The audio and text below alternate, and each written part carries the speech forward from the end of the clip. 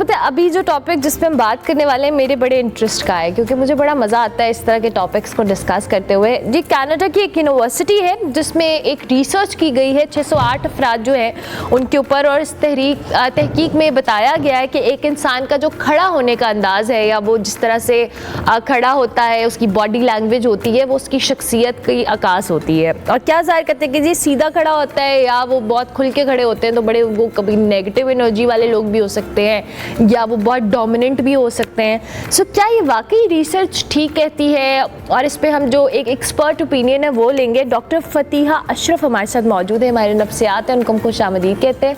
अस्सलाम वालेकुम। वालेकुम सलाम। कैसी हैं आप? अल्लाह का शुक्र, आप बताएं। मैं बिल्कुल ठीक। डॉक्टर फतीहा, वैसे तो हम नॉर्मली लोगों की बॉडी लैंग्वेज से ना उनका जज करने की कोशिश कर लेते हैं, और कुछ लोग बहुत अच्छे से जज कर लेते हैं कि जी इसकी बॉडी लैंग्वेज हमें ये बता रही है। ये जो रिसर्च जिसका हम जिक्र कर रहे हैं ये थोड़ा सा, चूँकि आपके साथ हमने पहले डिस्कशन भी की है, कैसा ज़रा हमें बताएं क्या मामलात हैं इस रिसर्च बेस जो 608 अफराद के ऊपर उन्होंने की है, किस हद तक ये ठीक है?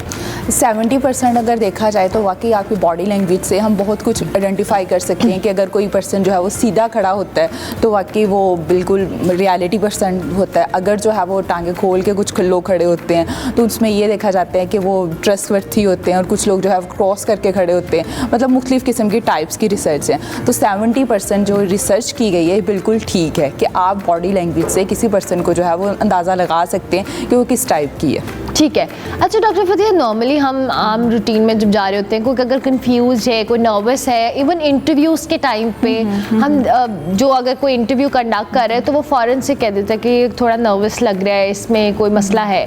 क्या हम जो जज कर रहे होते हैं ये हमारा भी इसमें कोई कमाल होता है या वाकई अगले बंदे की जो बॉडी लैंग्वेज है वही सब कुछ? अगर इंटरव्यू के टाइम या मोस्टली स्टूडेंट वाई के टाइम होती है तब तो लोगों को, मतलब बच्चों को पेपर एंजाइटी भी हो जाती है कि फॉर एग्जांपल एंजाइटी की वजह से भी कुछ लोगों की जो है वो टांगें कांपना शुरू कर जाती हैं या उनका स्टैंडिंग पोजीशन जो है वो गलत हो सकती है। तो हमें फ़ौरन से जो है वो कोई ओपिनियन नहीं देनी चाहिए कि अगर ये इस तरह है तो मे बी ये इस तरह की पर्सनैलिटी हो। हमें हमेशा रूट कॉज, उसका बैकग्राउंड देखना चाहिए। क्या होता है बेसिकली, हमें बताएं क्यों लोग इतने नर्वस हो जाते हैं और वो इतने ऑब्वियस हो जाता है कि उनकी बॉडी लैंग्वेज बताना शुरू हो जाती है? फॉर एग्जाम्पल कुछ लोगों को जो है पेपर एंजाइटी होती है कि एग्ज़ाम से पहले, अब एक क्लाइंट आया कल, उसको यही था कि जब भी उसका कोई आइट्स का एग्ज़ाम होता है या किसी भी किस्म का कोई भी इंटरनेशनल एग्ज़ाम हो उसके पेट में दर्द शुरू हो जाती है एंजाइटी की वजह से। उसको आता भी हो तो उसको नहीं बोला जाता इस वजह से। तो सबसे पहले उसके एंजाइटी का ट्रीटमेंट किया जाता है। अगर वो अपनी एंजाइटी को, अपने स्ट्रेस को मैनेज कर ले तो उसकी स्टैंडिंग पोजीशन भी ओके हो जाती है। अच्छा, I had a very weird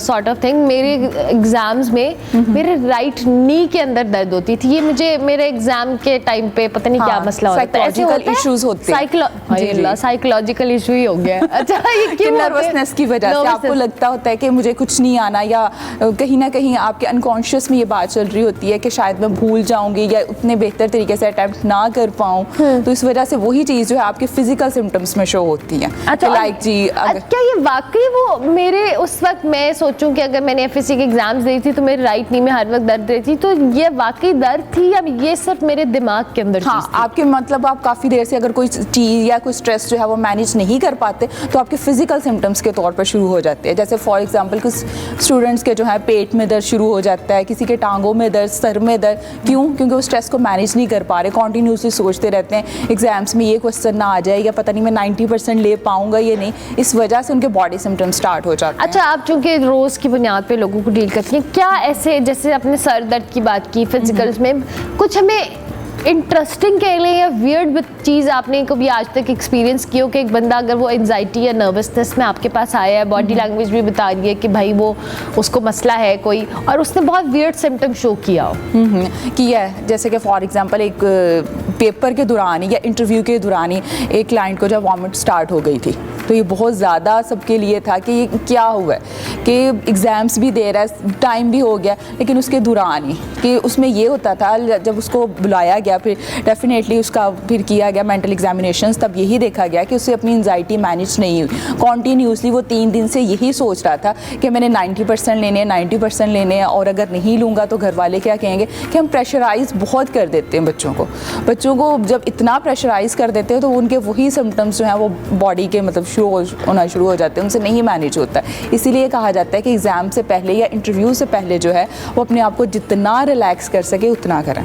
relax करें। और इसके लिए क्या टेक्निक्स होती हैं? क्या आपने, अगर आपकी एंजाइटी आपने मैनेज करनी है, आपकी बॉडी लैंग्वेज में वो नज़र ना आए, क्योंकि समटाइम्स बहुत इंपॉर्टेंट इंटरव्यूज़ होते हैं जो आपने कहीं जॉब के लिए जाना है, कोई आपका CSS का एग्ज़ाम है या कुछ भी है आपने करना है और आपकी बॉडी लैंग्वेज आपको बड़ी कंपोज रखनी है, तो क्या उसको कोप अप करने के मैकेनिज्म्स हैं? सबसे पहले तो कुछ ब्रीथिंग एक्सरसाइज होती हैं, वो कहा जाता है कि आप लोग वो ब्रीथिंग एक्सरसाइज करें, ब्रीथ वर्क करें। और इसके अलावा है फिजिकल एक्टिविटी। अपने आप को जितना ज़्यादा फिजिकल एक्टिव रखेंगे उतना ज़्यादा आपकी स्ट्रेस रहेगी, जितना ज़्यादा आपकी टांगें जो है एक्टिव रहेंगी उतना ज़्यादा आपका स्ट्रेस का लेवल कम होगा। वॉक करें, कुछ भी करें, कुछ भी करें, हाँ, स्टेयर्स जो है वो लिफ्ट के बजाय खुद चल के जाएं, अपनी टांगों को एक्टिव रखें। आप जो हैं आजकल जो है वो ज़्यादातर लोग जो है मोबाइल ही देख रहे हैं, मोबाइल फ़ोन पे ही टाइम स्पेंड कर रहे हैं, जिस वजह से भी जो है वो आपका डिप्रेशन जो है वो ज़्यादा होता है। इसीलिए कहा जाता है कि फ़ोन छोड़ के जो है वो बाहर जाए, एक नेचर के करीब जाएं, ट्रीज़ देखें, परिंदे देखें, वॉक करें, अपने आप को ज़्यादा से ज़्यादा काम डाउन करें।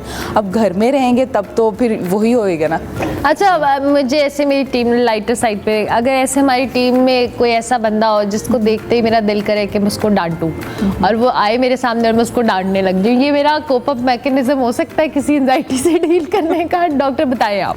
मतलब कि आपको बुरा अगर मेरे सामने ही नहीं, बुरा नहीं लग रहा, वो सही बंदा है, मुनासिब बंदा है, वो मेरे सामने आ रहा है और मेरा दिल कर रहा है मैं इसको डांटूं ताकि मैं खुद को लाइट फील करूं, ये होता है कभी कभी? होता है जैसे कि घर जाके बाज़-औक़ात मर्द हज़रात अपनी बेगमात से लड़ते हैं। वो इसलिए लड़ते हैं कि उनको लग रहा होता है अपने कोई ना कोई ऐसी चीज़ होती है जो उन्हें ट्रिगर कर रही होती है, किसी का गुस्सा कभी कभार किसी पे भी निकल जाता है। ये बात आपने बड़ी अच्छी की है कि किसी का गुस्सा किसी पे निकल जाता है। डॉक्टर फतिया, नॉर्मली हमारे यहाँ बड़ी अजीबोगरीब सी चीज़ है कि हम लोग जो कि पावर में होता है हम उस पे अपनी फ्रस्ट्रेशन या गुस्सा नहीं निकाल सकते, और फिर हम अपने सबऑर्डिनेट्स पे निकालते हैं और बाद में उससे ये जस्टिफाई करते हैं कि मेरा ब्लड प्रेशर हाई हो गया था, मैं गुस्से में नहीं था, मैं तो दिल आप का ये अपने बहुत बॉस के आगे करके दिखाएं ना, फिर आपका अब आते हैं जो लोग एंगर मैनेजमेंट के जो आते हैं उन्हें यही कहा जाता है, वो कहते हैं कि मुझे किसी पे नहीं आता, बस मुझे अपनी वाइफ पे आता है, मैं बच्चों पे भी नहीं करता, लेकिन जब ये कोई गलत बात करे तो मैं बर्दाश्त नहीं कर पाता। उनसे कहा जाता है क्यों? कहते हैं मैं उससे मोहब्बत भी तो करता हूँ,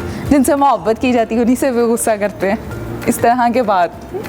अच्छा, वेरी डिसअपॉइंटिंग। आप हमें ये जो रिसर्च तो चले अब साइड पे होगी हमारी, अब जो जनरल डिस्कशन आ गई, हमें आप ऑब्वियसली हम किसी को देख रहे हैं, मैं इंटरव्यूज़ का बार बार जिक्र करूँ क्योंकि नॉर्मली जॉब इंटरव्यूज़ के लिए जब लोग जाते हैं उनको सबसे ज़्यादा ये प्रॉब्लम फेस करना पड़ता है, स्वेटिंग हो रही है, एंजाइटी हो रही है, और बहुत सारे लोग अच्छी तैयारी के साथ इतने अच्छे वेल ड्रेस्ड वेल एजुकेटेड लोग होते हैं लेकिन वो इंटरव्यूज़ में जाके कहीं ना कहीं स्ट्रगल करते हैं। उनके लिए आप क्या कहेंगे? उनके लिए सबसे पहले यही कहा जाता है कि आप उस चीज़ की ज़्यादा से ज़्यादा प्रैक्टिस करो, जितनी आप प्रैक्टिस करोगे, जितनी रिहर्सल करोगे ना उतना बेहतर होगा। और उसके अलावा ये भी कहा जाता है कि सबसे पहले सोलो इंटरव्यूज़ करो, और रिहर्सल करने के लिए वैसे अपने फैमिली के सामने इंटरव्यूज़ दो ताकि उनकी ये चीज़ जो है वो डर ख़त्म हो। जिन लोगों को सोशल एंजाइटी का इशू होता है उन लोगों में भी ये चीज़ ज़्यादा होती है। सोशल एंजाइटी की वजह से भी वो लोग जो है वो कन्फ्यूज़ हो जाता है, और सोशल एंजाइटी को अगर दबाया जाए तो वो ज़्यादा बढ़ती है। आप लोगों से मिलो, लोगों से इंटरेक्ट करो।